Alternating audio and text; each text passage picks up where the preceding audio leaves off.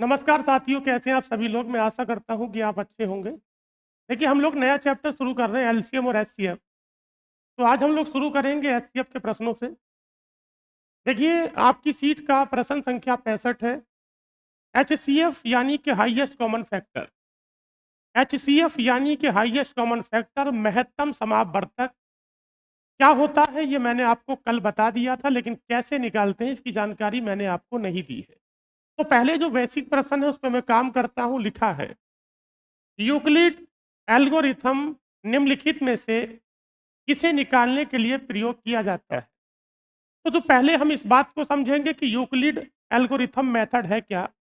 तो देखिए, Euclid algorithm method ये है कि जब किसी छोटी संख्या से बड़ी संख्या को भाग लगाते हैं और भाग लगाने के बाद हमें भागफल मिलता है और हमें शेषफल मिलता है, तो हमें जो शेषफल मिलता है उस शेषफल से मैं उस संख्या को भाग लगाऊंगा जिससे मैंने शुरू में भाग लगाई थी, और इसे कहा जाता है यूक्लिड एल्गोरिथम। और यही विधि मैसे निकालने के काम में आती है, और इस विधि को कहा जाता है मैसे की भाग विधि। कौन सी विधि? जैसे मैंने एक संख्या ले ली 12 और मैंने एक संख्या क्या ले ली 54। फॉर एग्जाम्पल, मैंने दो संख्याओं को लिया। एक संख्या मैंने 12 ले ली और एक संख्या मैंने 54 ले ली। सवाल यह है कि 12 और 54 का एचसीएफ क्या होगा। तो 12 और 54 का एचसीएफ व्यावहारिक तौर पे वो होगा जो इन दोनों संख्याओं को काटने वाली संख्याओं में सबसे बड़ी संख्या होगी। अब ये छोटी संख्या है, तो बताओ 12 और 54 का जो होगा हमारे पास, अगर मैं बात करता हूं, आप मुझे बताइए कि 12 और 54 में क्या चीज कॉमन है। अरे 6 ही कॉमन है। बताओ 6 दूनी और 6 नमा। अगर संख्या छोटी है तो हमने अंदाजा लगा लिया कि इन दोनों में जो संख्या कॉमन है, इन दोनों को जो संख्या काट रही है वो संख्या है क्या? 6। 6 दूनी 12 और 6 नमा 54। लेकिन अगर संख्या बड़ी होंगी तो हिसाब लगाना थोड़ा सा मुश्किल होगा। तो फिर मैं किन्हीं भी संख्याओं के लिए यूक्लिड एल्गोरिथम मेथड, अर्थात मैसा का जो डिवीजन मेथड है, मैसे की जो भाग विधि है, हम उसका यूज करेंगे। तो मैं वही आपको समझाना चाहता हूं कि मैसे की भाग विधि क्या है, या हम किसी भी संख्याओं का मैसे कैसे निकालेंगे। एक संख्या हमारे पास 12 है और एक संख्या 54 है। एक संख्या 12 है और एक संख्या 54 है। छोटी संख्या को लिख लिया और इससे बड़ी संख्या को भाग लगाते हैं। बताओ 12 चौक 48, कितना बचा है?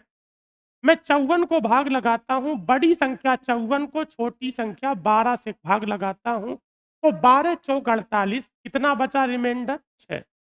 अब इस 6 से भाग लगानी है उस संख्या में जिससे अभी आपने भाग लगाई थी। तो किससे लगाई थी? तो आप 12 को भाग लगाइए। बताओ 6 दूनी 12। जब रिमाइंडर कुछ नहीं बचेगा, शेषफल कुछ नहीं बचेगा, तो जो अंतिम भाजक होगा वही हमारे संख्याओं का एचसीएफ होगा। तो बताइए इन दोनों संख्याओं का एचसीएफ क्या हुआ? 6। और इस प्रोसेस को मैसे की भाषा में मैसे की भाग विधि कहते हैं। कौन सी विधि कहते हैं? और अगर मैं बात करता हूं किसी भी मैथमेटिकल प्रिंसिपल के तौर पर या गणितीय सिद्धांत के तौर पर, तो इस प्रोसेस को हम क्या बोलते हैं? Euclid algorithm method. तो बताइए कि यूक्लिड एल्गोरिथम मेथड किस काम में आता है? ये दो संख्याओं का एचसीएफ निकालने के काम में आता है। बात क्लियर हो गई? कैसे निकालते हैं एचसीएफ? छोटी संख्या से किसे भाग लगाते हैं? बड़ी संख्या। अगला देखिए, सबसे छोटी अभाज्य संख्या और सबसे छोटी संख्या का एचसीएफ क्या है। बताओ सबसे छोटी अभाज्य संख्या। सबसे छोटी जो अभाज्य संख्या है, जो प्राइम नंबर है, वो 2 है। और बताओ सबसे छोटी संख्या क्या है? 1। आपको पता है कि 1 और 2 में जो कॉमन होगा वही एचसीएफ होगा। और बताओ कि इन दोनों में कॉमन है क्या? एक कॉमन। मैं बात करता हूं सबसे छोटी अभाज्य संख्या अर्थात 2। मैं बात करता हूं सबसे छोटी संख्या अर्थात 1। इन दोनों का जो एचसीएफ होगा वो आपके पास क्या होगा? 1 होगा। इनमें से कौन सी संख्या किसी भी समूह का में से नहीं हो सकती? आपको पता है कि 1 हो सकता है, 2 भी हो सकता है। लड़ाई रहेगी 0 में और -1 में। यदि दोनों ही संख्या या 2 से अधिक संख्या, अगर प्रत्येक संख्या 0 होगी तो में से 0 हो सकता है, लेकिन कभी भी किन्हीं भी संख्याओं का में से ऋणात्मक नहीं हो सकता। क्या मैंने आपको ये बात बताई थी? किन्हीं भी 0 भी कब होगा? लड़ाई है 0 और -1 के बीच में। किन्हीं भी संख्याओं का HCF 1 भी हो सकता है, किन्हीं भी संख्याओं का HCF 2 भी हो सकता है। बात चल रही है कि 0 हो सकता है, हाँ, कब होगा? जब प्रत्येक संख्या 0 होगी। बात समझ में आती है? तो 0 तो एक रेयर केस में हो सकता है, लेकिन -1 कभी भी संख्याओं का HCF नहीं हो सकता। -1 नहीं, माइनस की कोई भी संख्या, अर्थात कोई भी ऋणात्मक संख्या या नेगेटिव इंटीजर कभी भी क्या नहीं हो सकता? HCF नहीं हो सकता। 3 सह अभाज्य संख्याएं।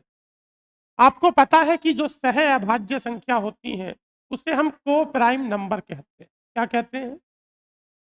आपने नंबर सिस्टम में पढ़ा था को प्राइम नंबर्स, यानी सह अभाज्य संख्याएं।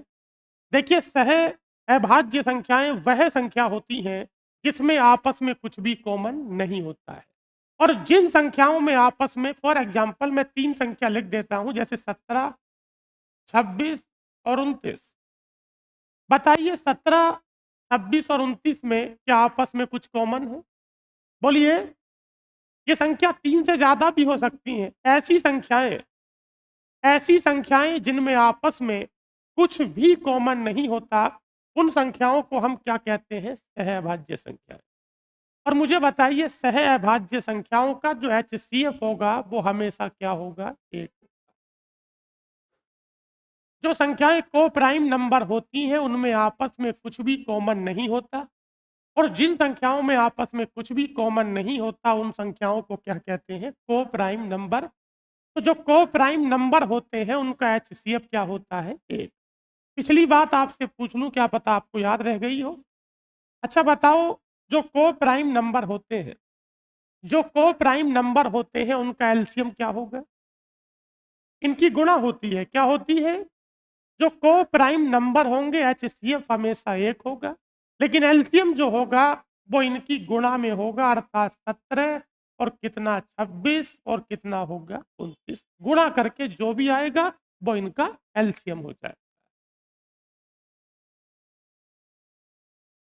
2 सह अभाज्य संख्याएं, यानी कि को प्राइम नंबर।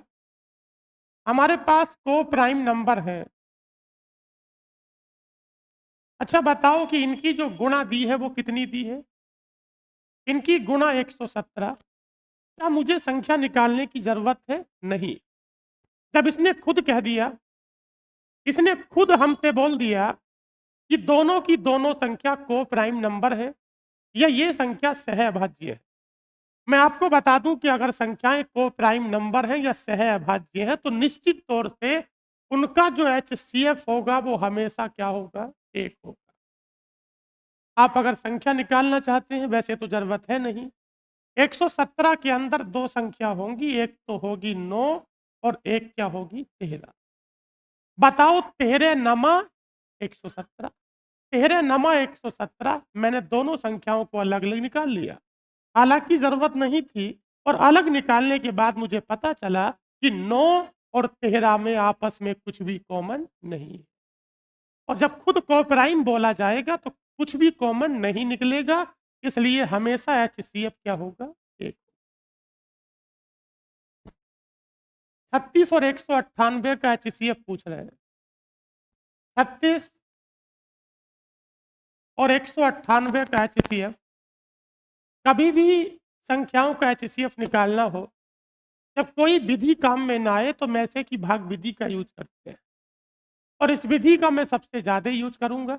36 और 198 का HCF निकालता हूं। बताओ 36 से कितनी बार? ये 36 से 5 बार कट जाता है। 36 पंजे 180। 198 को काटा तो 36 से कटा कितनी बार? 5 बार, और 36 पंजे 180। बताओ कितना बचा? 18। यूक्लिड एल्गोरिथम मेथड बताता है मैसे की भाग विधि के संदर्भ में कि जिससे भाग लगाई थी अब उसे लगाई जाए। किसको लगानी है? 36 को।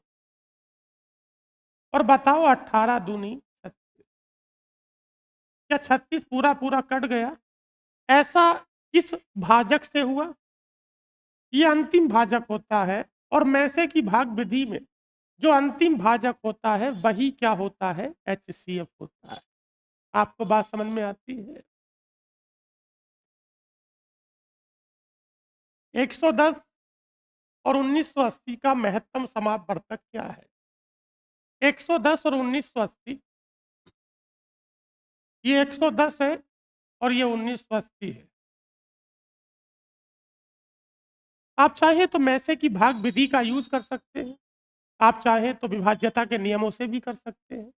आपको पता है इसके लास्ट में 0, इसके लास्ट में 0, तो उत्तर में 0 तो होगा ही। 110 और 1980 को जो संख्या काट दे वो HCF हो जाती है। 110 के लास्ट में 0 और 1980 के लास्ट में 0। मान्यवर 11 के अंदर अगर कुछ है तो एक तो है 1 और एक है 11। अगर 1 होता तो मेरे सवाल का उत्तर 10 होता। अरे दूसरी संख्या की गोली मारो यार, दूसरी संख्या को देखो ही मत। जब दोनों के लास्ट में 0 तो मेरे उत्तर में 0 होगा। अब 0 हटाती संख्या में क्या बचा? या तो इसके अंदर 11 है या तो 11 के हिसाब से उत्तर होगा, और 11 नहीं होगा तो 11 के अलावा क्या है? और अगर 1 लिख दूंगा तो उत्तर 10 होगा, और 10 ऑप्शन में नहीं है। इसका मतलब 11 को पूरा लिखिए, और 11 को पूरा लिखेंगे तो उत्तर क्या होगा? 110।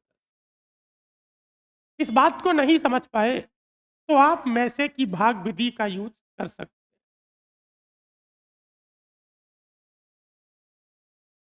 72, 108 और 2010 का महत्तम समापवर्तक कितना है? आपको ये बताना है। एक बात मुझे बताइए, 72, 108 और 2010, ये 72 है, ये 108 है और ये 2010 है। आप किसी भी तरह से इनका HCF निकाल सकते हैं। प्रॉपर मेथड है डिवीजन मेथड में से निकालने का। आपके पास चूंकि 3 संख्याएं हैं, एक संख्या 72 है, एक संख्या 108 है, एक संख्या 2010 है।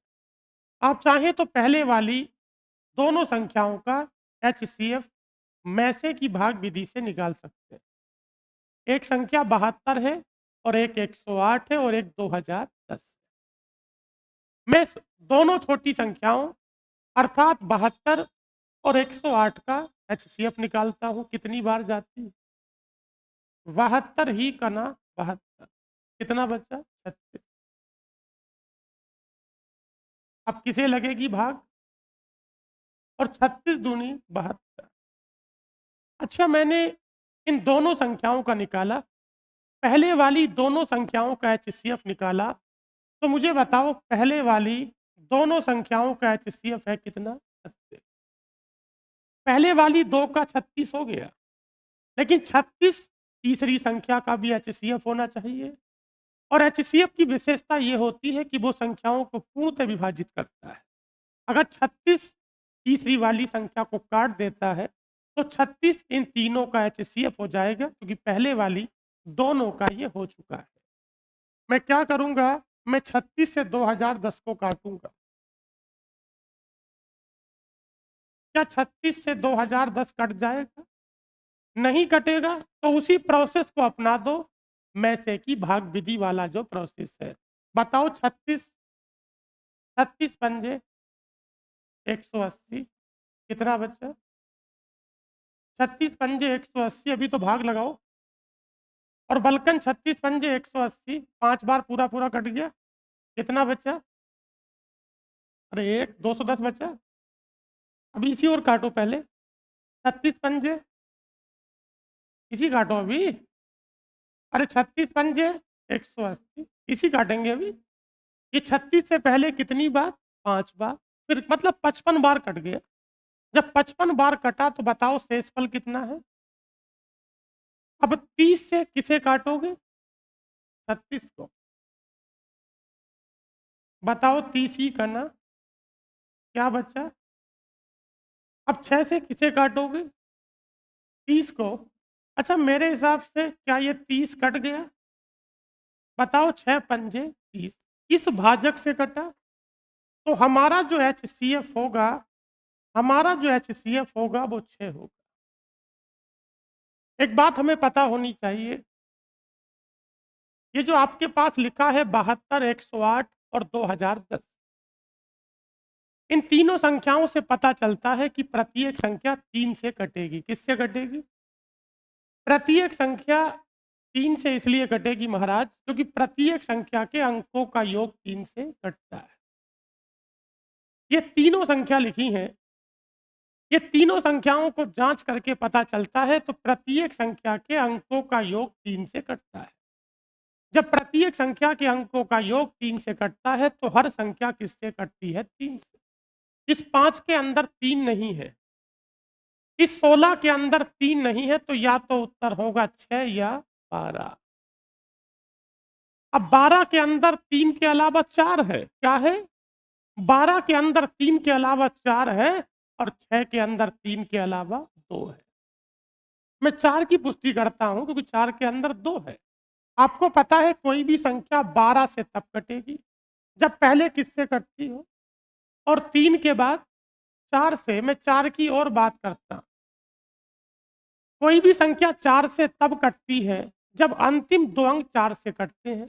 मैं देखता हूं कि 2010 का जो 10 है वो 4 से नहीं कटेगा। जब 4 से नहीं कटेगा तो इसका मतलब ये 12 नहीं होगा, तो क्या होगा? 6। आप अलग अलग विभाज्यता के नियमों से कर निकाल कर भी सवाल कर सकते हैं। और जो लोग नहीं समझ पा रहे इन सब चीज़ों को, वो क्या करेंगे? मैसे की भाग विधि का यूज करिए। मैसे की भाग विधि कैसे लगाते हैं? आपने छोटी वाली दोनों संख्याओं को हल करा, तो पता चला कि आपका HCF कितना है? 36। अब 36 से भाग लगाई किसमें? 2010 में। अगर यही कट जाता तो उत्तर क्या होगा? यही कट जाता तो 36 होता, और नहीं कटता तो शेषफल कितना बचा? फिर प्रोसेस वही अपनाते हैं जो पीछे से हम लोग लगाते आ रहे हैं। तो बताओ, अंतिम किसने काटा? 6 ने।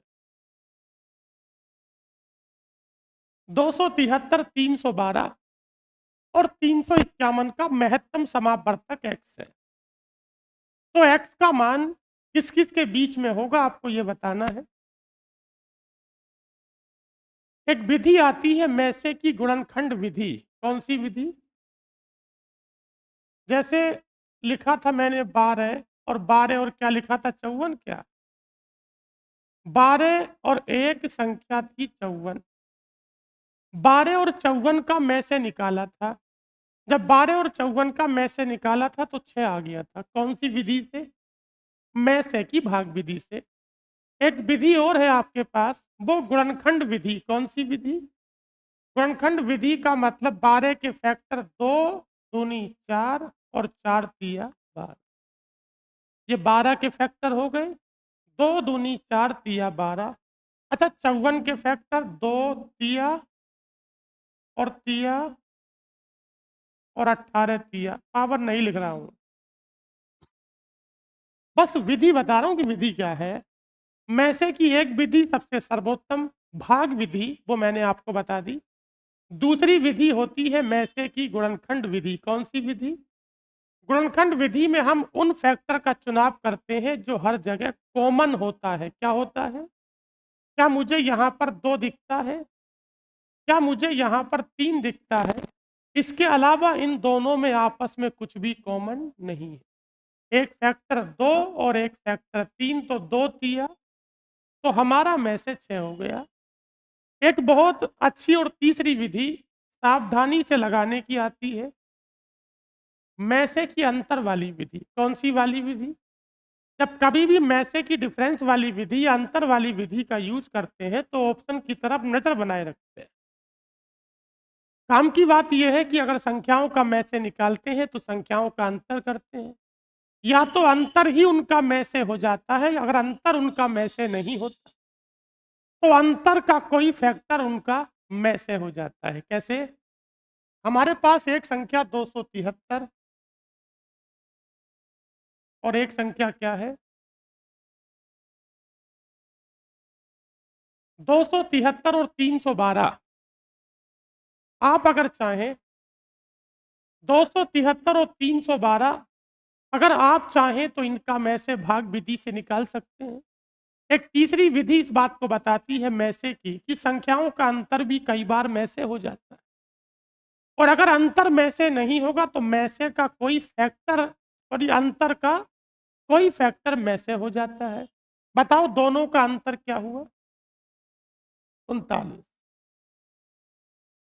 या तो एचसीएफ के तौर पर मेरे सवाल का उत्तर 39 होगा। 39 का पता कैसे चले कि एचसीएफ है या नहीं है? सबसे पहली और फीड विधि क्या है कि 39 से तीनों को काट के देखो। अगर 39 तीनों संख्याओं को काट देता है तो एचसीएफ हो जाता है। एक विधि तो ये होगी। एक दूसरी विधि ये है इसके अंदर कि पहले अंतर करिए। आपने 312 और 273 का अंतर कर लिया, तो बताओ अंतर कितना हुआ? या तो एचसीएफ 39 होगा, और अगर 39 नहीं होगा तो 39 का कोई फैक्टर होगा, और जब मैं 39 के फैक्टर करता हूं तो एक फैक्टर 3 है और एक फैक्टर 13। या तो मेरे सवाल का उत्तर 39 होगा, 39 नहीं तो 13 होगा, और 13 नहीं तो 3 होगा। ऐसा कोई ऑप्शन है जो 3 को अपने अंदर संभाले? किसने कहा है कि x का मान किसके बीच में होगा? तो बताओ क्या 13 किसी में से किसी के बीच में आता है? अरे बोलो। अगर 39 नहीं होगा तो 13 होगा, और 13 नहीं होगा तो 3 तो होगा ही होगा। लेकिन मुझे एक बात बता दो, इसने कहा है कि x का मान किसके बीच में होगा? अगर HCF का मान x है तो x का मान रखते हैं 13, और बताओ क्या 13 किसी विकल्पों के बीच में आता है? अरे बोलो भाई। अरे 13 किसी के बीच में नहीं आता, और 3 किसी के बीच में नहीं आता, तो उत्तर क्या होगा? और 39 किसके बीच में आता है? 35 और 40 के बीच में आता है। क्या आपको ये बात समझ में आती है? या तो अंतर ही HCF हो जाएगा, और अंतर नहीं होगा, वैसे चेक करके पता चलता है। ऑप्शन में 39 होता, 13 भी होता, तो मेरी मजबूरी हो जाती, मैं एक बार इसे चेक करता। मैं निश्चित तौर से नहीं कह सकता था कि HCF क्या होगा, 39 होगा। 39 का फैक्टर अर्थात 13 या 3 भी HCF हो सकता है। किसी के मन में कोई बात तो नहीं है? अगला सवाल बताओ। 341 वही सवाल है, उस तरह का सवाल है, मैं संख्याओं का अंतर करके HCF लिखता हूं। बताओ 341 और दूसरी संख्या क्या है? क्या मैसे की तीसरी विधि का यूज कर ले? मैसे की तीसरी विधि अंतर को बताती है। अंतर करिए कितना हो गया है? 93। जो बात पिछले सवाल में नहीं सीखी, इस सवाल में सीखने का मौका मिला। मैंने अंतर करा तो 93 93 हो गया। मेरे भाई 93 HCF होता, तब होता जब इन दोनों को काटता, या तब होता जब किसी के बीच में होता। बताओ क्या 93 किसी के बीच में आता? नहीं आता है ना। काटने को छोड़ो, काटने में तो सुबह शाम लग जाएगी। केवल ऑप्शन की तरफ नजर बना के रखिए। तो बताओ 93 क्या किन्हीं ऑप्शन की संख्याओं के बीच में आता है? नहीं आता है। 93 के फैक्टर करिए। 31 दिया, अगर 93 नहीं होगा तो 31 होगा, और 31 नहीं होगा तो, और हम जानते हैं कि 93 किससे कटता है? 31 से। और क्या 31 किसी डेटा के बीच में आ सकता है? किसके बीच में? 30 और 35। क्या आपको बात समझ में आई? ये तरीका, खासकर तब ज्यादा कारगर होता है जब संख्या बहुत बड़ी होती है, और उनका अंतर इत्तेफाक ऐसा होता है कि उस संख्या के अंदर महज एक या दो फैक्टर होते हैं। महज एक या दो फैक्टर होते हैं, या तो बड़ा वाला उत्तर होता है, या अंतर ही उत्तर हो जाता है। कुछ कहना चाह रहे हैं? तो बिल्कुल ले लो। इन दोनों का अंतर कितना? बोलो क्या अंतर है? 186 बहुत बढ़िया। 186 भी तो 31 से कटता है महाराज। वो ज़्यादा बड़ा अंतर हो रहा है, मुझे फैक्टर करने में समय लग सकता है। 186 के अंदर भी 31 है और थोड़ा परफेक्शन चाहते हैं। देखिए, इन दोनों का अंतर करा तो और इन दोनों का करा तो अब 186 और 93 के अंदर क्या कॉमन है ये देख लो। वैसे 93 है तो 93 एचसीएफ हो सकता है, लेकिन 93 नहीं होगा, 93 का फैक्टर होगा। उसकी वजह क्या है? क्योंकि 93 इन दोनों संख्याओं को नहीं काटता है और अच्छी बात यह है कि 93 किसी भी विकल्प में नहीं है। अंतर परफेक्ट उत्तर नहीं होता है, कई बार हो भी जाता है, काटने से पता चलेगा, उसका फैक्टर उत्तर होगा। ये तरीका कारगर होता है बड़ी बड़ी संख्याओं में, और इत्तेफाक ऐसा हो कि उनका अंतर एक ऐसी संख्या हो जिसके महज 2 फैक्टर हो। बाकी तो मैसे की भाग विधि आप जानते ही हैं। बताइए 7 की पावर 8, 7 की पावर 6, सवाल किसका है? एचसीएफ में हम उस पावर को लेते हैं जो सबसे छोटी होती है। अगर कभी भी आपका सवाल इस फॉर्म में लिखा हो तो उस संख्या को लिखेंगे जो सबसे छोटी होती है पावर के रूप में। तो बताओ 7 की पावर 5। क्योंकि एचसीएफ का मतलब क्या है? एचसीएफ का मतलब है कि वो संख्याओं के अंदर होना चाहिए। 7 की पावर 5 हर संख्या के अंदर जगह बना सकता है, क्योंकि सारी पावर 7 की पावर 5 से बड़ी है। अगला सवाल, बताओ 2 की पावर 3, क्या 2 की पावर 3 8 होता है? और 3 की पावर 2 9, और यहाँ कितना है 4, और यहाँ कितना है 15। एचसीएफ का मतलब है जो सभी में कॉमन हो, जो सभी के अंदर अपनी जगह बना सकता हो। मैं पहले वाली 2 संख्याओं को देखता हूं। बताओ 2 की पावर 3 8 होता है और 3 की पावर 2 9 होता है। इन दोनों को ही देख लो पहले, क्या इनमें कुछ कॉमन है? कुछ कॉमन नहीं तब एक होगा। ये कहो कुछ भी कॉमन। जब कुछ भी कॉमन नहीं है तो ये को प्राइम है, और को प्राइम का एचसीएफ क्या होगा? जब इनमें ही कॉमन नहीं है तो आगे को नहीं देखेंगे। आगे कुछ भी लिखा है हमें उस बात से कोई मतलब नहीं है। अर्थात सभी संख्याओं का ओवरऑल जो एचसीएफ होगा वो कितना होगा? 1। कोई दिक्कत तो नहीं है? एचसीएफ बताना है। एचसीएफ कभी भी निकालना हो तो उन आधारों को लिखते हैं जो आधार प्रत्येक संख्या में होता है। क्या आपको ए हर जगह दिखता है? मैंने ए को लिख दिया। क्या आपको बी हर जगह दिखता है? बी नहीं है तो छोड़ दो।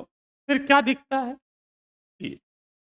एचसीएफ में उस आधार का चुनाव करते हैं जो आधार प्रत्येक जगह दिखता है। उसके बाद उन घातों का चुनाव करते हैं जो सब में छोटी होती है। बताओ ए की पावर सबसे छोटी, ए की जो पावर है सबसे छोटी 3, और सी की सबसे छोटी पावर, अर्थात ए की पावर 3 और सी की पावर 5। क्या आपको बात समझ में आती है? एचसीएफ निकालना है, उन आधारों का चुनाव करिए जो आधार सभी में दिखे। उन घातों का चुनाव करिए जो घात सबसे छोटी होती। बताओ जी भैया एचसीएफ क्या होगा? एक बात जरा मुझे ये बताओ महाराज, एचसीएफ पूछ रहे हैं क्या हर जगह आधार में 2 दिखता है? हर जगह 2 दिखता है, और हर जगह 5 भी दिखता है। उन आधारों का चुनाव करते हैं जो हर जगह दिखता है, उस घात का चुनाव करते हैं जो किसी आधार पे सबसे छोटी होती है। बताओ सबसे छोटी घात 2 वाली, 2 की घात 2, 3 की, 5 की, कौन सा विकल्प हो गया? ये संख्याओं के गुणनखंड करके दिए गए हैं, हमें फैक्टर करने की जरूरत नहीं है, बस इस बात का देखना है कि आधार सभी में हो और घात सबसे छोटी हो। 4 गुणा 54 गुणा 31 25, 16 गुणा 5 गुणा 8, 32 27 11 और कितना है 49। अगर समय खराब करना चाह रहे हो तो हर संख्या के फैक्टर करने होंगे, और अगर ऐसे ही हिसाब लगा सकते हैं तो देखो ये 49 है, क्या 49 के अंदर 7 है? तो मुझे तो इसके अंदर कहीं 7 नहीं दिख रहा है, या कहीं 7 दिख रहा है? इसका मतलब 49 का गेम खत्म हो गया। क्या मुझे कहीं 11 दिख रहा है? महाराज मुझे इसके अंदर तो कहीं 11 नहीं दिख रहा। अरे बोलो, खत्म हो गया काम। मुझे यहाँ 5 दिखता है, यार मुझे यहाँ तो कहीं 5 नहीं दिखता है। इसका मतलब 11 का काम यहाँ से खत्म और 5 का काम यहाँ से खत्म। अरे बोलो, अरे उस संख्या को भी देखूंगा, परेशान क्यों हो रहा है? उसकी जरूरत नहीं है, आप 2 संख्याओं से काम चलाओ। अरे 49 है, 49 में क्या है? क्या कहीं 7 दिखता है? 49 का काम खत्म हो गया। कॉमन चाहिए, कॉमन, जो हर जगह दिखाई देता है। आप मुझे बताइए 11, क्या इधर कहीं 11 दिखता है? काट दिया। इधर 5 है तो क्या उधर 5 दिखता है? नहीं, इधर 27 दिखता है। 27 के अंदर 3 है, क्या इधर कहीं 3 है? नहीं। इधर क्या बचा? 16, और इधर क्या बचा? 8। 31 25 के अंदर तो 5 5 है। अरे बोलो, 31 25 के अंदर केवल क्या है? 5 5। ये 16 है और ये 8 है। अच्छा, 32 का मतलब क्या है?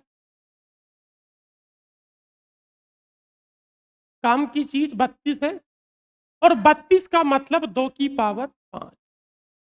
ये 16 है और ये 8 है। 16 का मतलब होगा 2 की पावर 4, 2 की पावर, और 8 का मतलब, तो 4 पावर तो वो काम की हो गई और 3 पावर वो हो गई, तो 4 3 4। अब यहां से 2 की गुंजाइश देखता हूं। इस 31 25 के अंदर 2 नहीं है। अगर 54 के अंदर 2 है तो केवल एक बार 2 है? अरे 27 दूनी 27 मेरे काम का नहीं है। 54 के अंदर 27 को हटाया तो मुझे 2 कितनी बार मिला? एक बार। और ये 4 का मतलब है कितना? 2 की पावर 2। दोनों को मिलाया तो पता चला 2 की पावर 3। मिस्टर मुझे बताइए कि पहली संख्या से 2 काम का है और पावर कितनी है? 2 की पावर 3, यहाँ 2 की पावर, और यहाँ 2 की पावर 5। हर जगह 2 दिखता है, लेकिन उस घात का चुनाव करेंगे जो सबसे छोटी होगी। तो बताओ सबसे छोटी घात 3 है कि 5 है? अर्थात 2 की पावर 3, और 2 की पावर 3 क्या होगा? 5। कोई दिक्कत तो नहीं है? अब तुम बतेरे बड़े हो गए हैं, कि अब भी छोटे ही हो?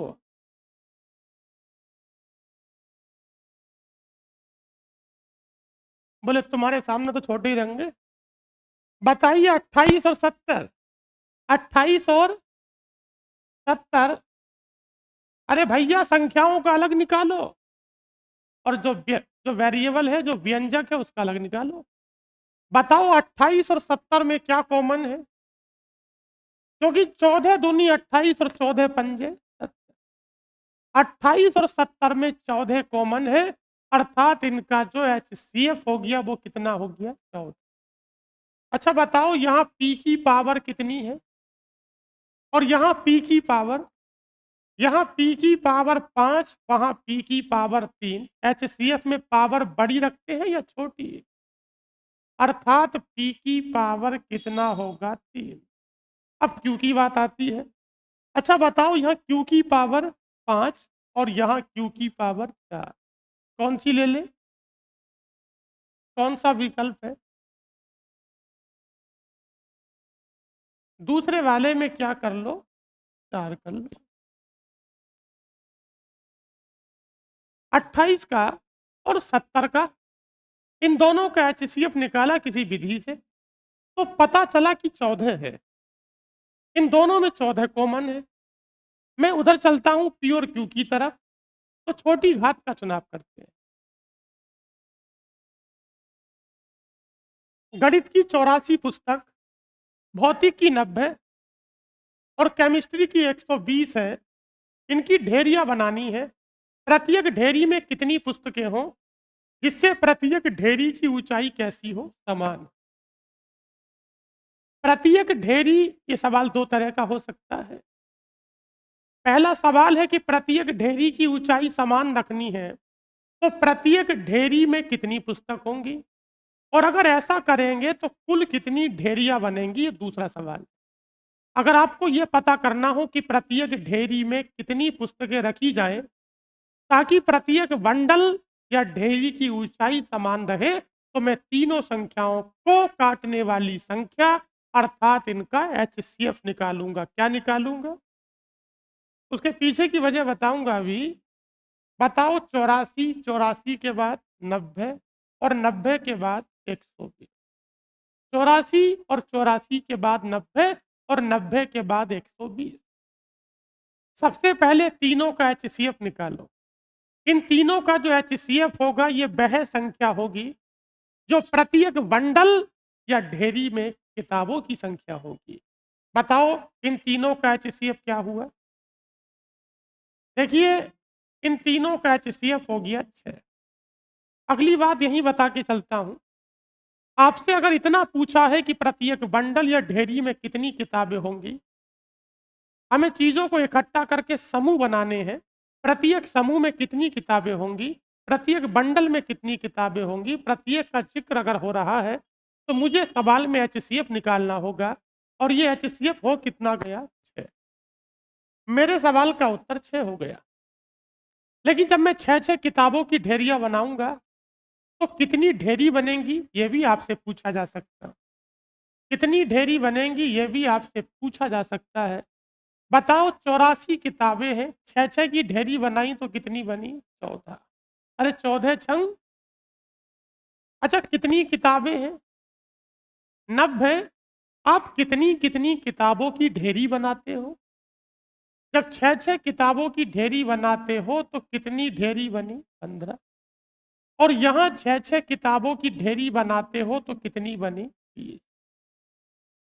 अगर पूछे कि कितनी ढेरी बनेंगी तो हमें ढेरियों की संख्या निकालने के लिए भाग लगानी होगी। बताओ, 14 और 15, 29 और 20।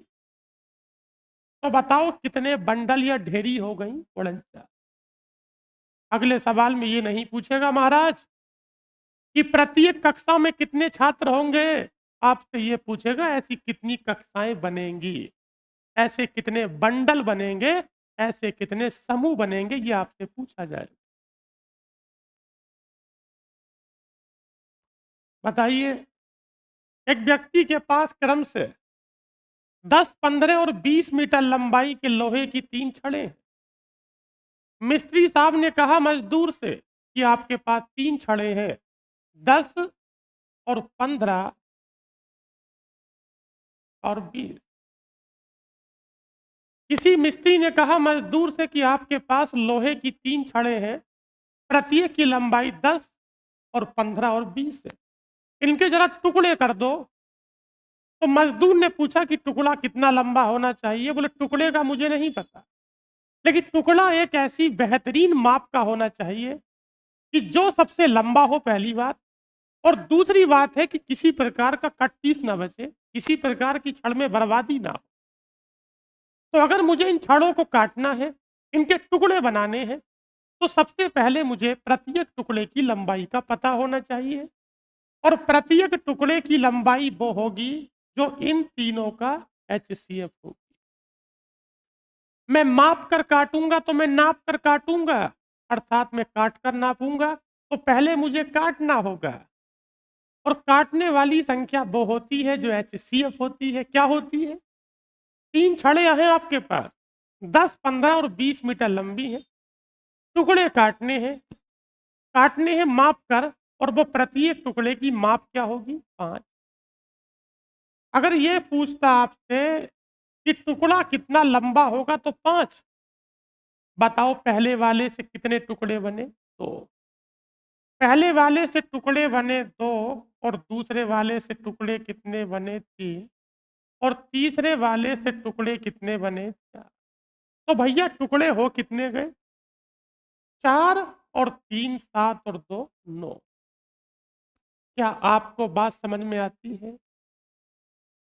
टुकड़ा काटना है, किस लंबाई का होगा बेहतरीन टुकड़ा? आपको HCF लेना होगा। क्या लेना होगा? HCF लेना। अगला देखिए, 3 लकड़ी के तहतीर या बरगे 36, 54 और 63 मीटर लंबे हैं। इन्हें बराबर लंबाई के छोटे छोटे गुटकों में काटना है। गुटके की बेहतरीन लंबाई क्या होगी?